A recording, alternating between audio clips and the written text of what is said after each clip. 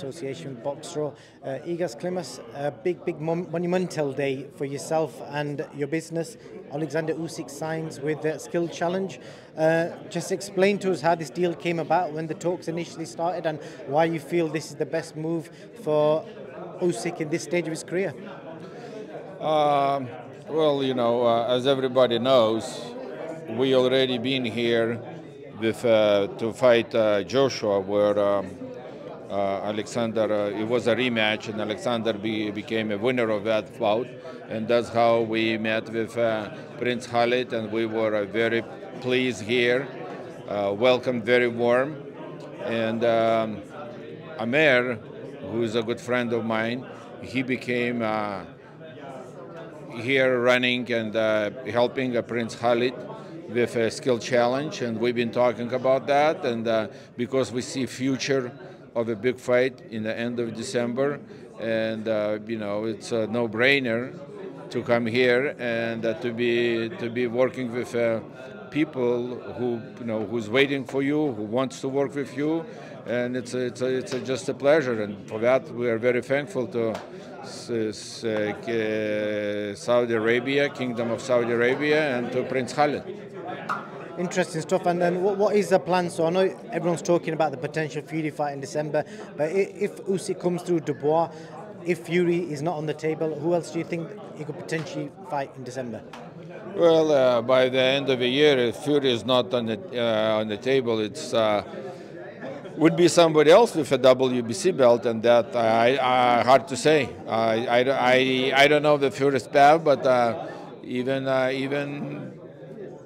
we will find. It's not a big deal. And with regards to coming down the Saudi route, what was the fact that the Usyk and Fury fight fell through? Was that one of the main reasons? Do you feel like being one of these fighters that signed with Skills Challenge will help you get that fight over the line more than doing it, yourself direct with Queensberry? Well, when you're dealing with a personality like Tyson Fury, it's always hard to say what is going to be next. Today he can say one thing, tomorrow he can say a second thing.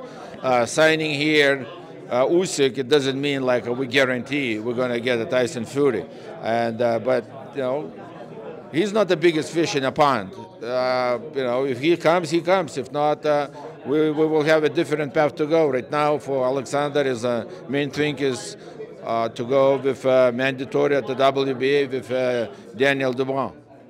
And Frank Warren made some comments the other day, and I spoke to Alexander about this as well. He spoke about Usyk's value, and he suggested that he's worth $6 million and Fury's worth $30 million.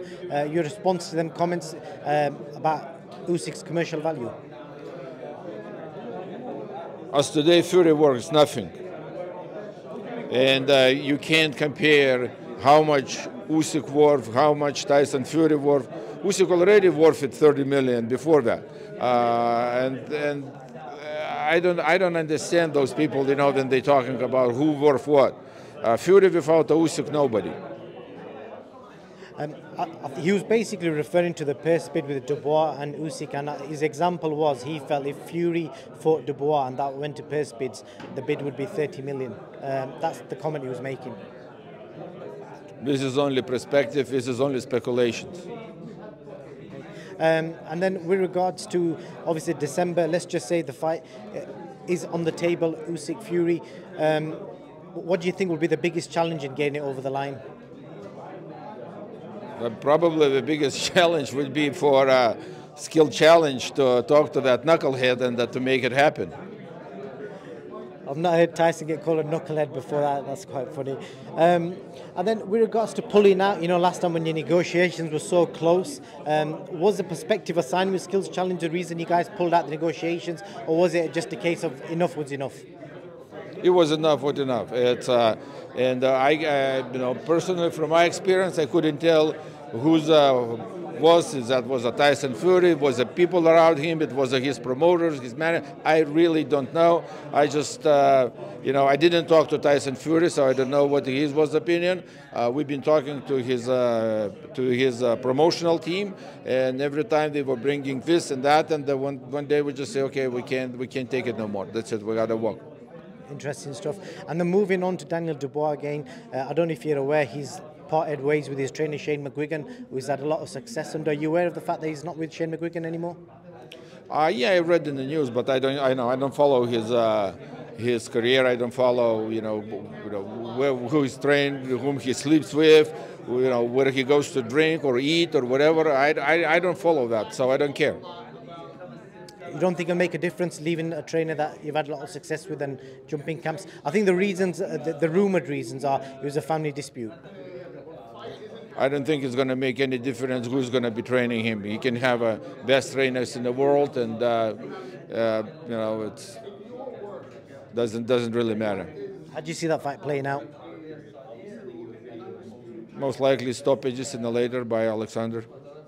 And just moving on, Egis, I want to speak to you about the Lomachenko-Haney fight. And I saw recently you guys have filed a complaint. How realistic is it that they will listen to your complaint and overturn the decision or give you a rematch? Listen, no commission can order a rematch. So our complaints can be as much as we want to complain, but the commission is not in the power to order a rematch. The one only who can order a rematch, that's a Haney himself, coming and say, hey, I made enough, I did this, I want to do this. But I don't think it's going to happen. Our team really doesn't think it's going to happen. We think as a Haney is too scared to go into rematch, and we're not even counting on it. And if the rematch or that fight doesn't happen, what is next for Lomachenko? Look, 135 division is up to the sky. He's a man where he already came to the 135. He's not going to go to 130, even he's a 130 fighter. But he's going to stay at the 135, and he's going to be, look, the whole division is full of names, full of good names. So we don't worry about who we're going to get next. I'll just chuck a couple of names at you: Ryan Garcia, Gervonta Davis. Yeah, Ryan Garcia, Gervonta Davis, Linares still is a good fighter, and bunch of the guys. Interesting stuff. And is there anything else you would like to add, Egis, before I let you go? We just wanted to thank King of Saudi Arabia. We wanted to thank Khalid for bringing us here, having us here, and we're enjoying a time in Saudi Arabia, Riyadh. You definitely shocked everyone, because I was speaking to Amir earlier. I thought it was going to be Deontay Wilder or Devin Haney. Never in a million years expected Usyk's name to be on that board behind you. So you shocked everyone. No good. We like to shake the world. Thank you for your time. Appreciate it.